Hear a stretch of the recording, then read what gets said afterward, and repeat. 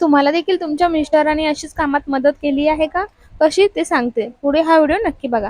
तर झालं काय ह्या संडेला बनवायचा प्लॅन होता बिर्याणी. तर यांचं म्हणणं होतं की तू सारखी तूच बनवतेस, तुला मी आराम देतो. तर ही वेळची बिर्याणी मी बनवतो.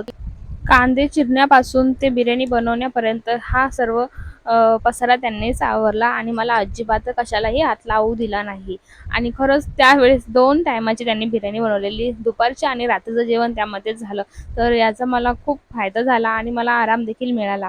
आणि बरं वाटतं ना कधीतरी अशी कोणीतरी आपल्याला मदत केली तर, स्पेशली आपल्या नवऱ्याने. आणि नवऱ्याने बनवलेल्या जेवणाची चव काही वेगळीच असते. खायलाही खूप मज्जा येते आणि 2 घास जास्त जातात. असं काही नाही, त्यांना जेवण सगळं बनवता येतं. फक्त ज्वारीची भाकरी सोडून बाकी त्यांना सर्व भाज्या वगैरे, बिर्याणी, खिचडी सर्व बनवता येतं आणि त्यांना आवडतं देखील. पण त्यांना कामाच्या प्रेशरमुळे त्यांना टाईम भेटत नाही आणि मग नकोच. तर तुम्हाला मिळालं आहे का कधी अशा तुमच्या आहोंच्या हाताचं कधी जेवायला?